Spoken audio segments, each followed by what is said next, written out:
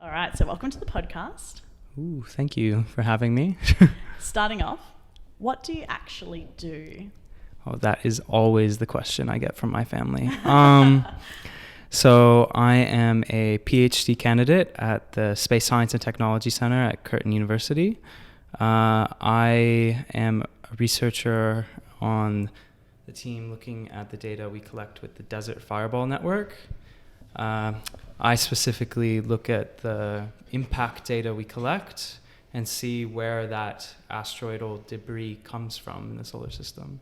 So I do a lot of modeling and a little bit of rock stuff, but mainly on computers here. Was that always a goal of yours to work there?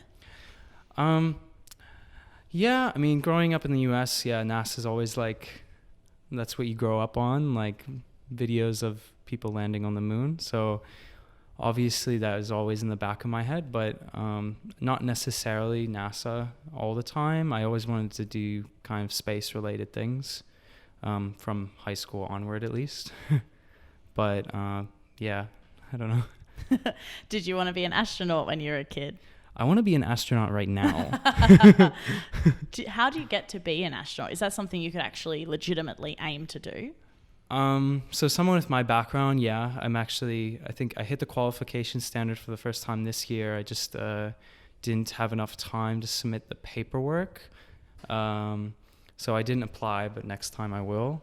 To apply, you need to have like a relevant STEM career. It doesn't necessarily mean you're an engineer or like study space stuff like me. You could be a physician. So there's physicians that have been astronauts that are astronauts. They also take a lot of military and fighter pilots of thing. I mean, all the original astronauts were test pilots. So they were the crazy guys who would be like, okay, we built this new plane. You test it out. Let's see if it works. So they were very used to working in those dangerous, high, intense situations. But today, there's a more variety. About half of them in the last class that was chosen were military. Can you explain for us what the Desert Fireball Network does? Yeah, of course. So the Desert Fireball Network is a system of cameras spread across Australia and throughout the outback. And each camera or each observatory has a fisheye lens that records the whole night sky all night. So at every observatory, you're getting a full view of the night sky at that location throughout the night, every day of the year. Wow. With that information, what we're really looking for is whenever asteroidal debris hits the atmosphere, and we usually call these shooting stars. Whenever these are really bright, we call them fireballs, hence the Desert Fireball Network. So whenever one of these this big chunk of rock hits the atmosphere, it starts burning up. We can see that on multiple cameras. And using those observations, you can triangulate the path it took through the atmosphere as it was burning up. If it's large enough, then it will slow down to a point, and then there will still be a rock left behind, but it won't be glowing anymore. Mm-hmm. It will then land on the ground as a meteorite. So that's kind of how it ties into my undergrad, where I did a lot of meteorite research, as opposed to now where I do a lot of orbit research. Using the Desert Fireball Network, we can use our observations and model that trajectory we saw forward in time to predict where the meteorite landed on the ground. And then we can also model it backwards in time to see where the rock came from in the solar system. What do you think about space tourism? Space tourism. I don't have too much of an opinion. At the moment, I think it's a positive thing any way that you can get more money into that market. If you can generate a private industry that has interest in space, that I think that's more of a good thing. I guess it depends as far as satellites go and stuff, but as far as space tourism goes, I think it's a good thing because it provides that influx of money to an industry that needs it.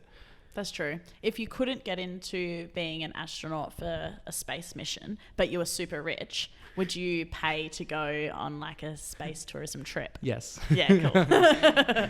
I don't think I'm getting rich anytime soon, though. I like that the opportunity to be an astronaut is somehow rated more likely than being rich enough for space tourism. Yeah, that's interesting. Yeah. It's kind of cool. Could you see a time where parts of space need to be protected, like kind of like how we have national parks? Yeah, I mean, eventually, I think if in far future, I could imagine being like going to the moon or to Mars and all the different places where like the first moon landing are and stuff like that, I think would be protected. And you could go and see like, oh, this is where Neil Armstrong landed on the moon, and like go to Curiosity rover or like Opportunity or things like that I think will be protected.